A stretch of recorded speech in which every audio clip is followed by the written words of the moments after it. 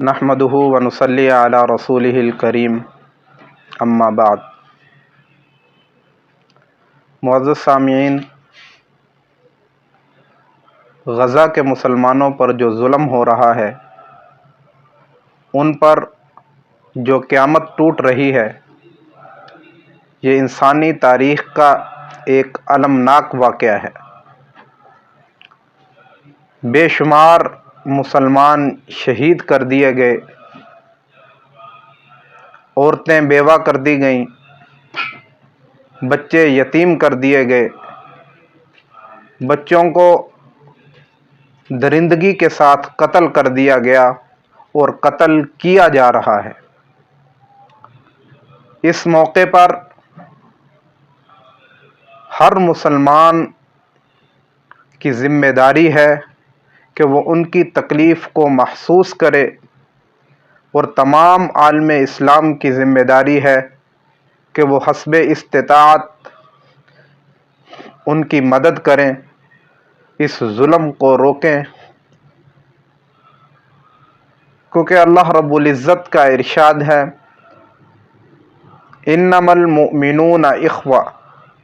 مسلمان آپس میں بھائی بھائی ہیں۔ رسول اللہ صلی اللہ علیہ وسلم نے ارشاد فرمایا، المسلم اخو المسلم لا یظلمہ ولا یسلم، او کما قال علیہ الصلاۃ والسلام، کہ مسلمان کا بھائی ہے، وہ نہ اس پر ظلم کرتا ہے، نہ کسی کو ظلم کرنے دیتا ہے۔ اللہ رب العزت نے اور رسول اللہ صلی اللہ علیہ وسلم نے یہ ضابطہ مقرر کیا ہے کہ مسلمان کا بھائی ہے۔ بھائی ہونے کے ناطے اس کا یہ حق ہے کہ کوئی مسلمان اس پر ظلم نہ کرے اور نہ ہی کسی اور کو ظلم کرنے دے۔ اس لیے اس موقع پر جب کہ کفر اتحاد کر کے مسلمانوں پر ظلم کر رہا ہے، غزہ کے اندر انتہائی بے دردی کے ساتھ مسلمانوں کا قتل عام کیا جا رہا ہے، اس موقع پر تمام عالم اسلام کی یہ ذمہ داری ہے کہ وہ اپنی طاقت اور بساط کے مطابق ان مظلوموں کی داد رسی کرے اور ظالموں کو ان کے ظلم سے روکے۔ اس موقع پر ہر کسی کو رسول اللہ صلی اللہ علیہ وسلم کا یہ فرمان یاد رکھنا چاہیے کہ رسول اللہ صلی اللہ علیہ وسلم نے ارشاد فرمایا، من رآ منکم منکرا فلیغیرہ بیدہ فإن لم یستطع فبلسانہ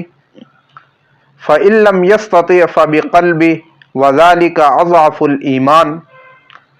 کہ تم میں سے جو کوئی ظلم دیکھے، برائی دیکھے،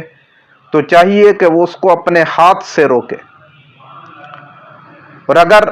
ہاتھ سے روکنے کی اس میں طاقت نہیں ہے تو اسے چاہیے کہ اپنی زبان سے اس ظلم کو روکے، اور اگر زبان سے بھی روکنے کی طاقت نہیں ہے تو پھر اپنے دل میں اس کو برا سمجھے، اور یہ ایمان کا کمزور ترین درجہ ہے۔ اس حدیث مبارکہ کے مطابق ہر اس مسلمان کی ذمہ داری ہے کہ وہ اس ظلم کو ہاتھ سے روکے جو اس ظلم کو ہاتھ سے روکنے کی طاقت رکھتا ہے۔ جو غزہ کے قریب ترین اسلامی ممالک ہیں، ان کی ذمہ داری ہے، ان کے حکمرانوں کی ذمہ داری ہے کہ وہ اس ظلم کو اپنے ہاتھ سے روکیں، کیونکہ شرعی طور پر اگر مسلمانوں کے کسی گروہ پر ظلم کیا جائے تو ان کے قریب ترین مسلمانوں پر جہاد فرض عین ہو جایا کرتا ہے۔ الاقرب فالاقرب کے اصول کے تحت مسلمانوں پر جہاد فرض عین ہو جایا کرتا ہے۔ تو ان قریب کے ممالک اور اسلامی ملک کے حکمرانوں کی یہ ذمہ داری ہے کہ وہ اس ظلم کو اپنے ہاتھ سے روکیں، ان پر یہ شرعی طور پر فرض ہے، شرعی ذمہ داری ہے کہ وہ اس ظلم کو اپنے ہاتھ سے روکیں۔ اور جو مسلمان اس ظلم کو اپنے ہاتھ سے روکنے کی طاقت نہیں رکھتے، ان کی یہ ذمہ داری بنتی ہے کہ وہ اس ظلم کو اپنی زبان سے روکیں، اس ظلم کے خلاف پوری دنیا کے اندر ایک مؤثر آواز اٹھائیں اور پوری دنیا کے سامنے ان یہودیوں کے ظلم کو بے نقاب کریں، ان یہودیوں کی دہشت گردی کو دنیا کے سامنے عیاں کریں اور اپنے حکمرانوں سے گزارش کریں، ان کو اسلامی غیرت اور حمیت دلائیں کہ وہ ان مظلوم مسلمانوں کی مدد کریں۔ اور جو مسلمان اس ظلم کو زبان سے روکنے کی بھی طاقت نہیں رکھتے، تو ان کی ذمہ داری اس حدیث مبارکہ کے اصول کے تحت یہ بنتی ہے کہ وہ اس ظلم کو، ان ظالموں کو اپنے دل میں برا سمجھے اور ان ظالم یہودیوں کو اپنا دشمن سمجھے، کہ جن کو اللہ رب العزت نے خود ہمیں بتلایا ہے کہ یہ یہودی آپ کے سخت ترین دشمن ہے۔